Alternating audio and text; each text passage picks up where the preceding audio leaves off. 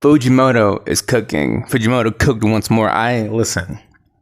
I love this chapter. Again, it's like a 7-second read. It's such a short chapter, man. But I think that's the beauty of Fujimoto. He doesn't use, honestly, that's the beauty about Fujimoto. He doesn't really use a lot of dialogue, any dialogue at all. Like, he doesn't use any dialogue whatsoever. So that's kind of like the beauty of like Fujimoto. You know what I mean? So that's very good. So yeah, Fujimoto is out here cooking once more. And we're going to talk about this chapter. So it's a pretty short chapter. We start off where basically we left off. And as always, we're going to be looking at this part by part, piece by piece, right? So we start off the chapter with, something obviously coming out of the Statue of Liberty. And apparently it's the Gun Devil. It has a different form. But again, the Gun Devil was kind of broken up into parts from what we remember in part 1. So the I don't know if this is Fujimoto calling out the states or something, USA, but yeah, like the Statue of Liberty was was the Gun Devil, right? So I don't know if I should call this ironic or something, but yeah, that happened, right? So that ended up happening with that part. And it ended up being the Gun Devil, and it has a big ass like sniper rifle, and that thing, I don't know if it traveled that far. Again, I don't want to look like a power scaler or anything. I don't want to be like, the blast was like in the next panel, so it went really fast. I don't really take that into account sometimes. I think it's just paneling, you know what I mean? So, but like when you flip the page, the shot is like hitting where, like, it's already in Japan, hitting where Chainsaw Man is. So that shit must have traveled fast as fuck, boy, because it went from New York to Japan. Again, who knows, like, in what direction, but it's still it's still pretty long, right? So yeah, it ended up reaching all the way to Chainsaw Man, and it blew up a fucking hole in a building, and it really just devastated the area where they were fighting. And again, I know I say the word nuance a lot, but I really like the nuance between, and like the contrast between Yoru and what she said at the beginning and right now what Asa is seeing. Like, I feel like Asa is reliving that meme of, so we're the bad guys. I feel like she's really reliving that kind of situation, because yeah, like Yoru is just absolutely batshit insane. She's actually enjoying fucking up Chainsaw Man and not really even considering the destruction that she's causing, because as Asa said, she's just a devil and she's just gonna be causing havoc and wrecking stuff just to get to Chainsaw Man. And this is where I pose the same question as I did the last time. Is she really doing this out of hatred for Chainsaw Man because Pochita ate something that she really cared for? Or is she just doing this to really fuck with Pochita and make him acknowledge her? You know what I mean? So I really would like to see this whole situation play out, if it's actually Yoru doing it for what the reasons that she's saying that she's doing it, or if it's just because she's really loving fucking up Chainsaw Man. And that's basically the entire chapter. It's just Asa realizing that maybe Yoru isn't such a good person, because in the end she's still a devil, right? And, kind of this whole situation happening. And I like that. I really would like to see sort of a contrast and see what Asa is going to do.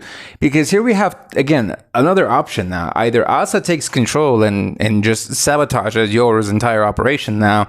Pochita ends up surviving and, takes out Yoru, or Yoru ends up taking Pochita out. And there's like a whole situation of, shit hits the fan. Now, I think things are going to take a turn for the worse, and I think we still have a couple chapters left before this is finished, because we still got a lot of questions to answer, and that's basically, why is the aging devil wanting to help Pochita?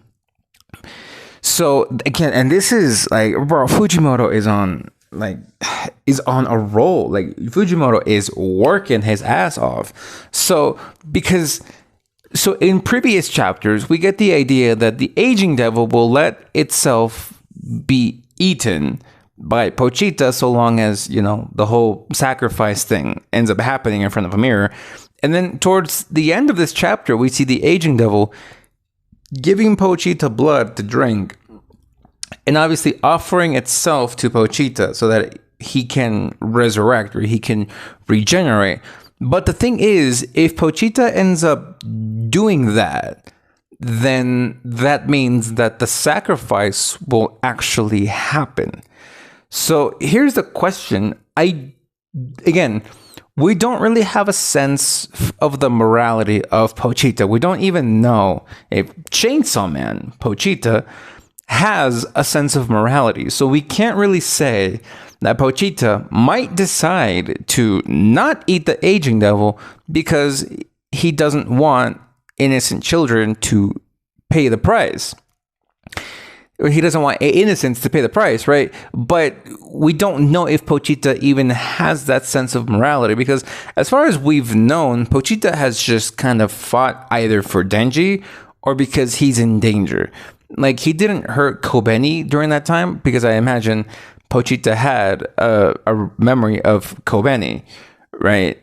And Pochita did end up fighting against Makima because Makima is the enemy and he has to fight Makima, the enemy. He's fighting Yoru and Katana. He's fighting Yoru and Katana Man because they're attacking him, so he's defending himself. So we don't really know if Pochita has a sense of morality, because as far as he knows, as far as we know, the contract was for Denji to live a happy life.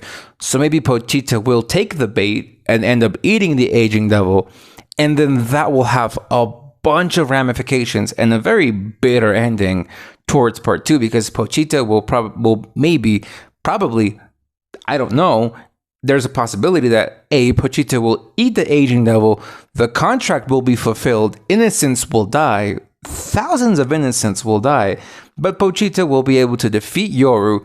Yoru will probably go into hiding and be saved by famine. And then in part 3, we'll have a full-out war. Now that the fear of war is up,